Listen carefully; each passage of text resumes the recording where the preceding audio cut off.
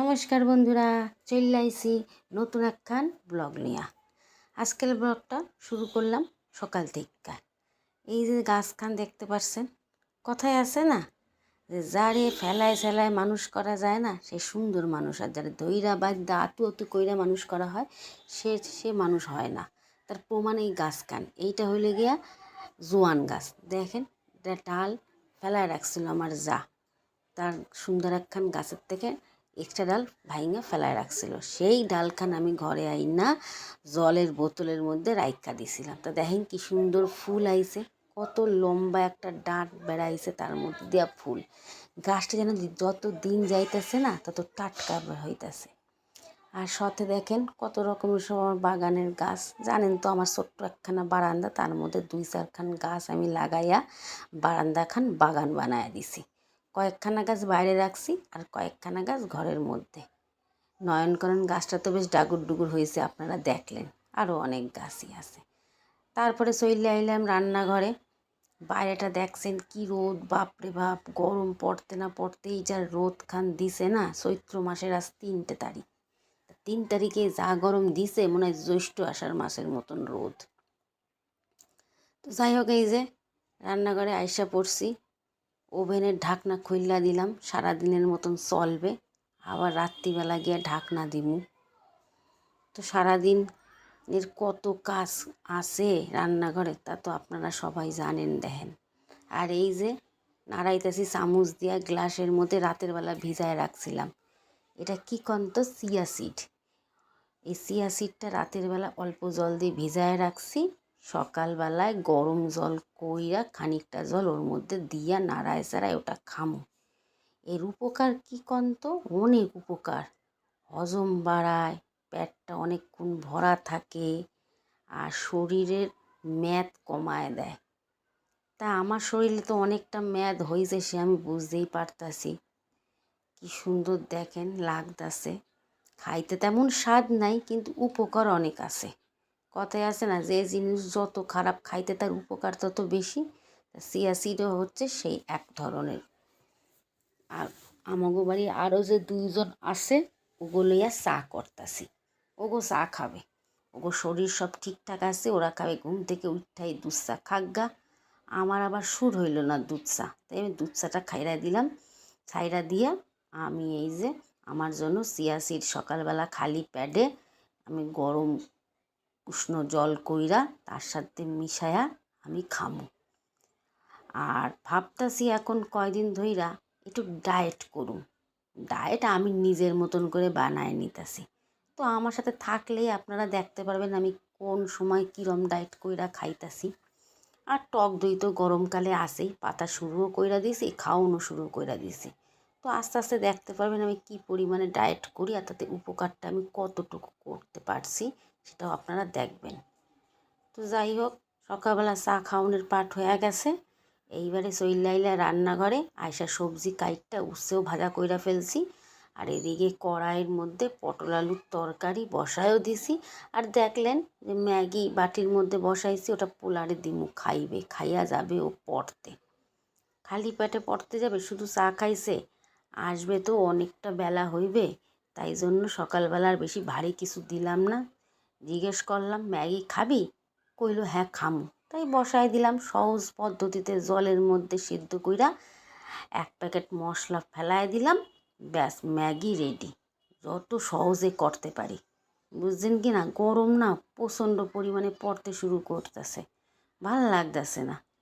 আসলে ভগবানই মানুষকে সন্তুষ্ট করতে পারে না, মানুষ কি করে সন্তুষ্ট করবে কন? কেন কইলাম কন তো কথাটা?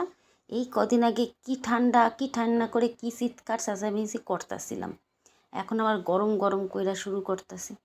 তা কি ভগবানের কি কব, ভগবান তো মানুষরা সন্তুষ্ট করতে পারতেছে না। তো যাই হোক, ম্যাগি রেডি হয়ে গেল, ম্যাগি দিয়ে দিলাম, পোলা খাইয়া বেড়ায় গেল। তারপরে চইলে আইলো রায়বাবু একটু বাজারে গেছিল, নিরামিষ খাওন দাওন শুরু হইল। তো আপনাকে তো কইছি পুরো চৈত্র মাস ভইরা আমার বাড়িতে নিরামিষ রান্না হইব, মাছ মাংস উঠবো না।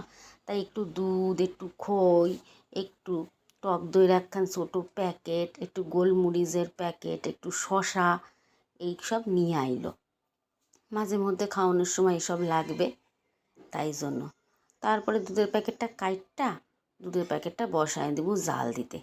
খানিকটা দিব রায়বাবুরে খাইতে সকালবেলা, আর খানিকটা আমি খামু। আর আরও একখানা দুধের প্যাকেট রয়েছে, ওইটা কাইটটা দই পাইতে বসায় দেবো। দই তো খাইতেই হইব। আপনারা সবাই কিন্তু একটু টক দই খাইবেন। প্রচণ্ড গরম, কিন্তু গরমে টক দই খাইলে না শরীরের অনেক রকম উপকার আছে। তাই দই পাতার জন্য দুধ কাটুম, সেটা পরে জাল দিমু।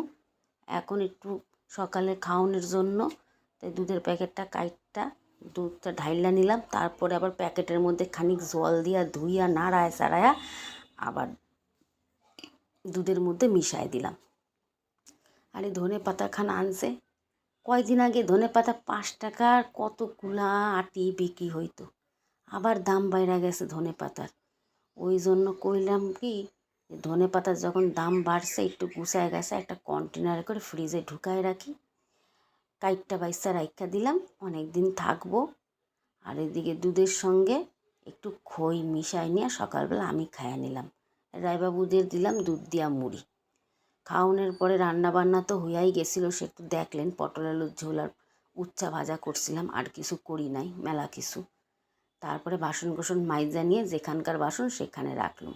ওই ছোটো একখানা বালতি স্টিলের গ্যাসের পাশে রাখি, ওটা ডাস্টবিন হিসাবে কাজ করে।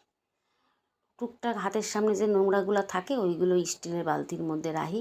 আর এই যে থালার স্ট্যান্ডের মধ্যে থালা রাখলাম, মগের জায়গায় মগখান রাখি, মগ এই জলের ব্যালের উপরে রাখা দিই। চা করণের বাটিটাও ঝুলায় রাখা দিলাম, চাকনিটারে রাখলাম চাকনির জায়গায়।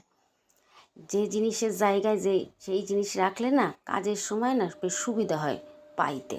আর চারিদিক এক জায়গায় কইরা যদি রাখি তো খোঁজনের সময় একখানা বাসন দরকার, তো 4টা বাসন হাত থেকে পড়বে, নাড়া চাড়া অনেক সমস্যা হইব।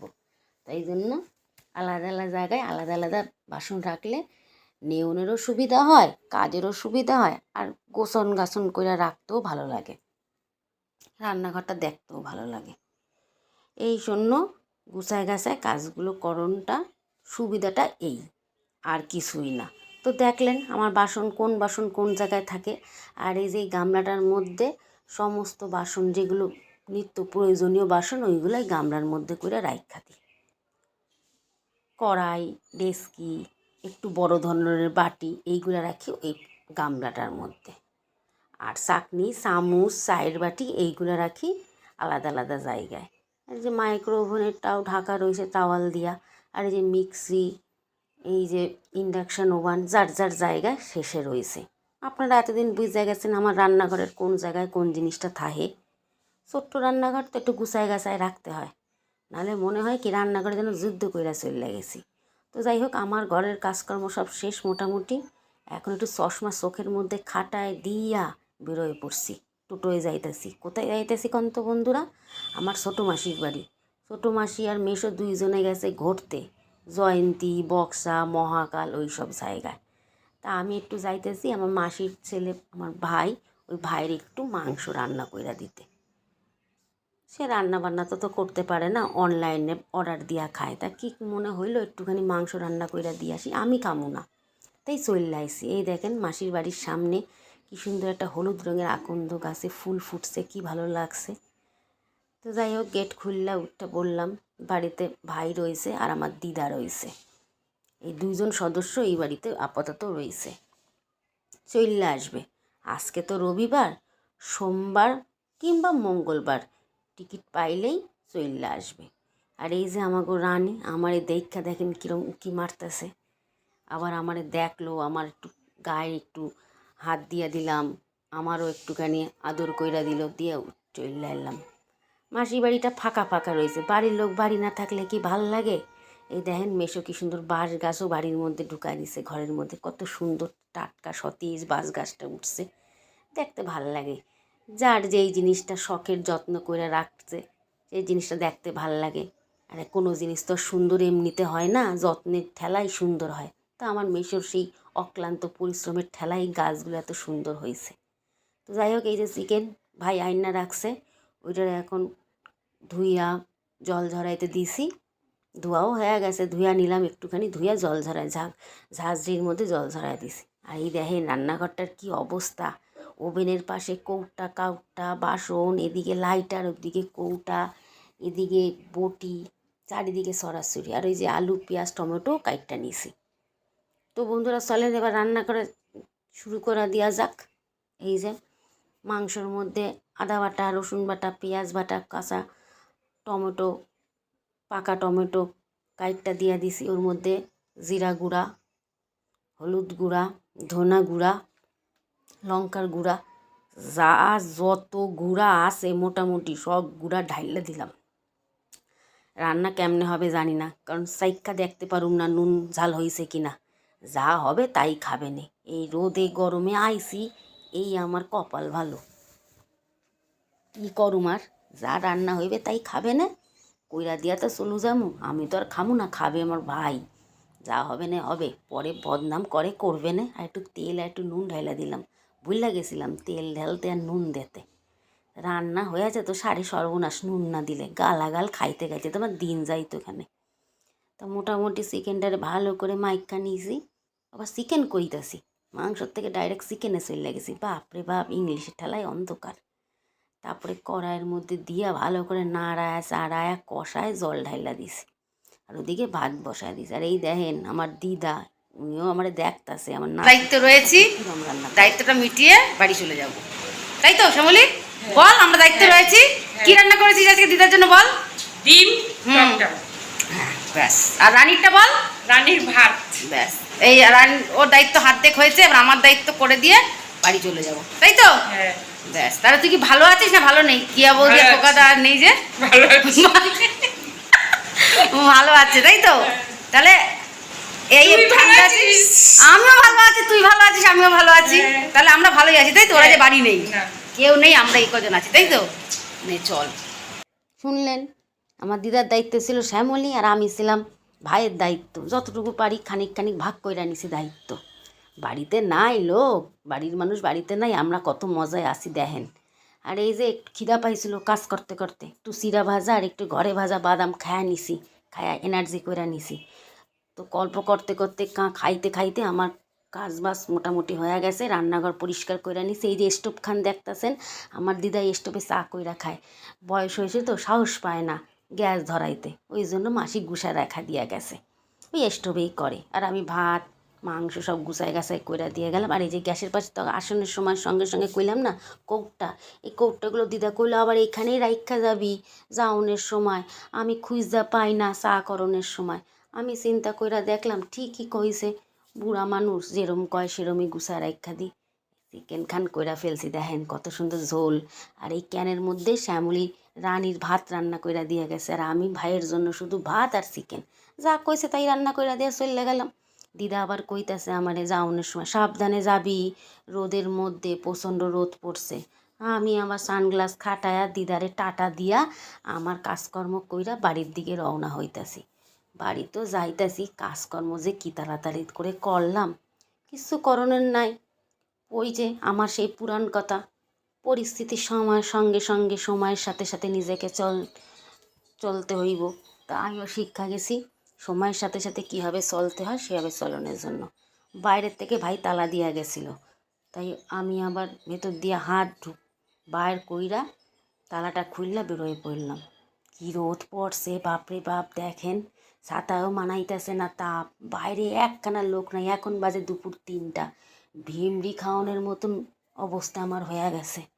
ওই ভিমড়ি খাইতে খাইতে বাড়ি পর্যন্ত আইছি, চলে আইছি মন্দিরের সামনে। টোটোয় বইসা বইসা তারপরে টোটোওয়ালা কইতেছে দাঁড়ান জামু লোক হোক, তারপরে টোটোওয়ালা যেন ঘুমাইতেছে, টোটোর মধ্যে আমার বসায় রাখছে। তো যাই হোক চলে আইছি টোটো কইরা, আইসা বাড়ির সামনে দেখেন আমার মুখখানের অবস্থা, মনে হয় মুখের ওপর দিয়ে আমার দুর্ভিক্ষ চলে গেছে।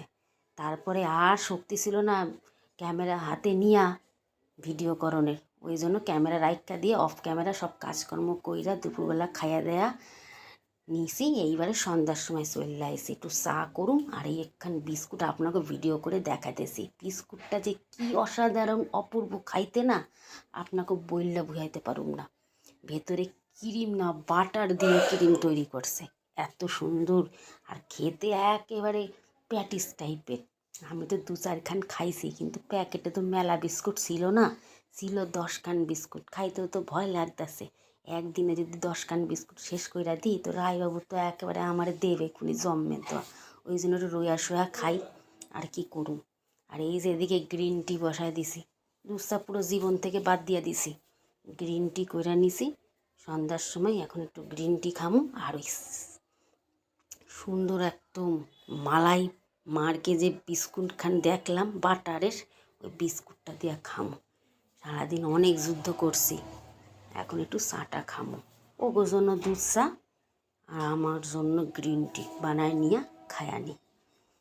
ওদের চাটা চাইক্কা দিই, ওগো দুইজনের জন্য দুই চা, যা নিয়ম মতন আমার ঘরে হয়। সকাল আর সন্ধ্যায় চা হয়, অন্য কোনো সময় আমার চা হয় না, সকালবেলা হয় আর সন্ধ্যার সময় হয়। তো সেই নিয়মের মতন কইরাও নিলাম চা। আমার চা তো দুধ চা কইয়াই দিলাম, দুধ চা খামু না, তাই আমার গ্রিন টি রেডি। আর এই যে বিস্কুট নিছি 3 খান, আমি খামু। আর এই যে রান্নাঘর আবার ওভেন ঢাইক্কা দিয়া আমি ঘরে আইসা চাটা এখন খামু সুন্দর কইরা। বিস্কুটটা খাইতেও কিন্তু আমার না একদম মন কায়রা নিছে, এই বিস্কুট আমার খাইয়া মনে শান্তি আমার। তো ভালো থাকবেন, আজকে এই অবধি ব্লগ খান।